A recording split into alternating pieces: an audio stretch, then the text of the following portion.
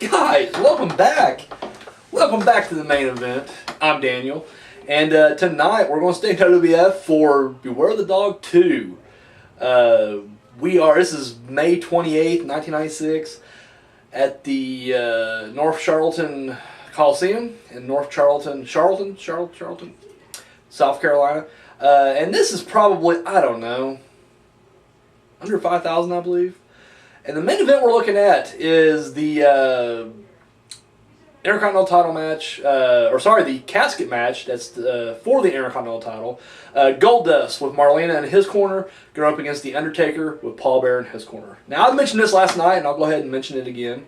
The original Beware the Dog pay-per-view was hampered by a storm, and a lot of the electricity went out, and a lot of the matches were just darked out. And the only two matches that came through was the opening match and the main event. So, as a way to make it up to the people who paid for the pay-per-view, they were given a second pay-per-view for free, which they had rebroadcast those first two matches, and then they had three other matches. Now, these were the matches that apparently took place that night on the original night, but of course, because of the arena was blacked out, we couldn't see it. So we get basically essentially the three matches we're supposed to get originally. Now, this could just be a cheat. Everybody's like, well, this wasn't really a pay-per-view, but it was. And I'm going to go ahead and do the main event of the pay-per-view, which is the Goldust and Taker Casket match, baby. So, yeah, here we go. First thing to say is this is the first time on this show, the main event, that we have Goldust. He's been in the company for a little bit at this point. About 6 months, I guess, give or take. But, yeah, it's the first time we're seeing him on the main event, so there it is. And of course, the other thing, I guess, it is the IC title on the line. Always odd that Undertaker fighting for the IC title just bemuses me, because I'm thinking to myself, like, I don't know, as a kid, I was always like, well, yeah, he definitely deserves a shot. Like, why wouldn't he deserve a shot at the IC title? Like, why hasn't he had a shot already?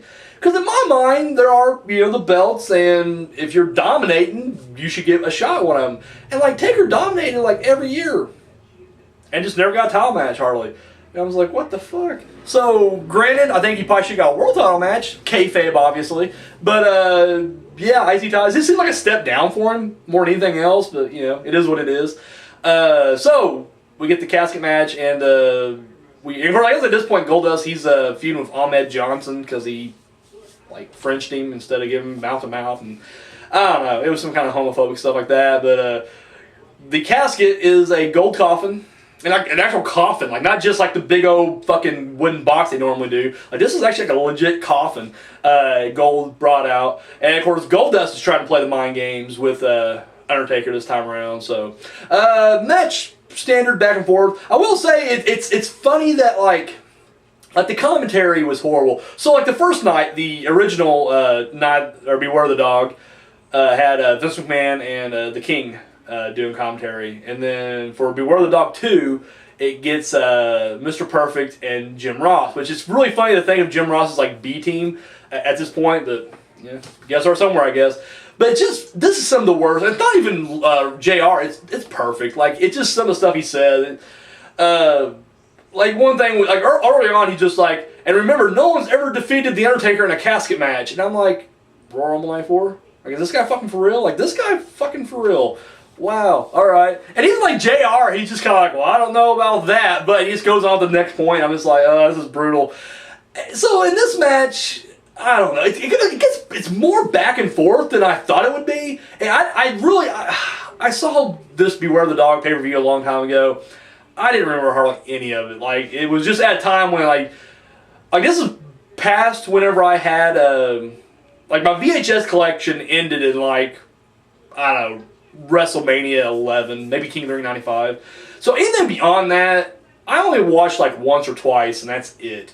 And then it just kind of gets buried in my memories. So this is one I just don't really remember much about, because when they released the VHS of In Your House, they just have them both together. In fact, I didn't even know it was two different nights until years later. So anyways, it's very back and forth, and that just always kind of bugged me, because I don't know.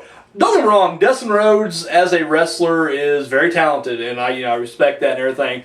See, I watched him, whenever I watched him, I rarely watched a lot of the pay-per-view matches with him in it. And so whenever I watch him, he was always on, Raw or whatever. And those matches weren't long. They were 2-3 minute chunks. And usually he was just comedic fodder. Like, even during the Attitude Era, when he was more bizarre or whatever, doing really weird stuff, he was never dominating matches. He would usually do the Shattered Dreams, get disqualified, or just get squashed. So it's always hard for me to believe that at one point, I guess Goldust was a wrestler and would fight. And so he takes it to Taker, and I'm just kind of like, really? And Mr. Perfect, once again, just being ridiculously horrible at commentary, he's just like, I've never seen anybody take it to Taker like this. And I'm just like, really? King Mabel, Diesel, Kamala, Yokozuna, Bret Hart, you never seen anybody take it to Undertaker like this? Shut your fucking mouth. Like, seriously, he's a better wrestler than a commentator, and this is just getting embarrassing. But yeah, Goldust, like, literally does have, like, the best of him, like, several times throughout this match. Just ridiculous. At one point, Taker's in the coffin, and I'm just like, how's he even in the coffin at this point? Like, how's Goldust dominating this much? But whatever, he got him in the coffin, and he goes to sit on the lid itself, and of course Taker gets it, and he flips him off. But when he does, the entire coffin lid goes off. Like, off the hinges. Like, the coffin lid's laying in the floor now. Next to, and once again, this isn't like the casket, it's like a legit coffin, but they ripped it open. This is going to be important later on in the story. Let me get a drink real quick. I'm sorry. I'm getting all parched over here. So, it's in the floor, and I was like, oh shit. Which isn't important because, I mean, you just got to put your opponent in there and shut the lid. You can accomplish the same thing without it, being attached. So it's not that big of a deal. Wasn't worried about it. So they keep fighting. Once again, Goldust getting the upper hand, but then Taker eventually hits him with a really weak-looking choke slam, but then he turns around and hits him with the tombstone. Goes to roll him into the coffin, and as he lifts the casket door, Mankind's in there. Surprise! Hits him with the Mandible Claw, and just, and he's, whole time he's squealing. Like, I hated that squeal. I don't know, it wasn't freaky, it was just more annoying, but he's squealing like a pig, and Taker wears out, and he puts him in the coffin, and they close the lid on it. Because once again, at this point, the referees have attached, or they didn't attach it, but they just laid on top of it, so they close the lid. Now, we know the lid's not perfectly attached, whatever. So Mankind gets on top of the lid, he's kind of straddled it, but then he takes a key, and he locks the door, or locks the lid, and I was like, you do realize, like, hey, Taker could just, and then, once again, I get it, like, it's on a hinge, and it's locked here, so I mean, it doesn't have a hinge this way, I get that, but Taker could probably just push it and break it. I mean, this thing was clearly not constructed great anyway, so I'm thinking to myself, like, Taker could break out of that if he wanted to.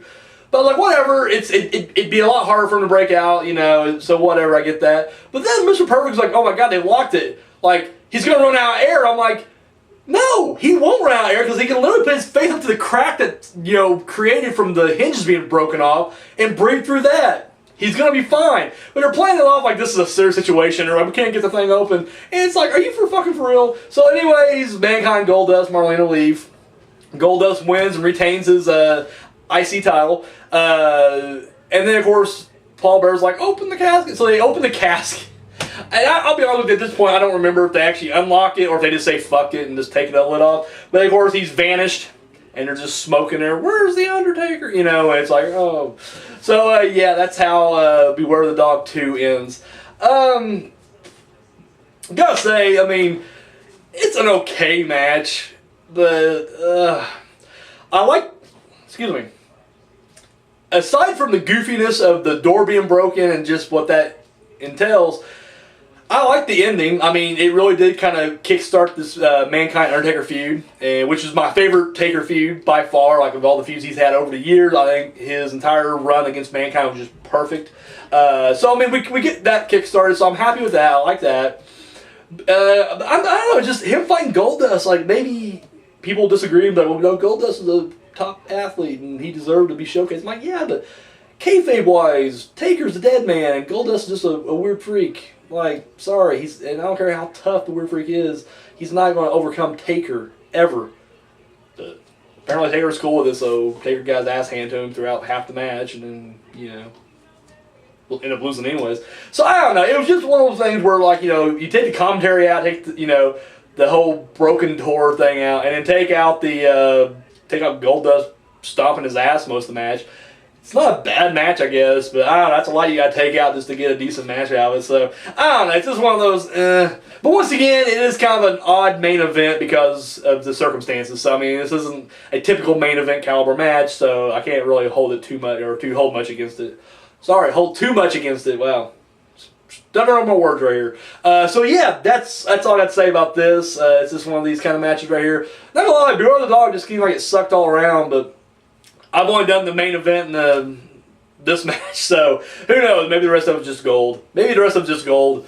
Goldust. Anyway, so yeah, that's all I got, guys. Let me know what you thought of the casket match in the comment section down below. And tomorrow we're going back to WCW for the Great American Bash. So yeah, I've got that to look forward to. So that's all I got, guys. Thank you for watching. Until next time.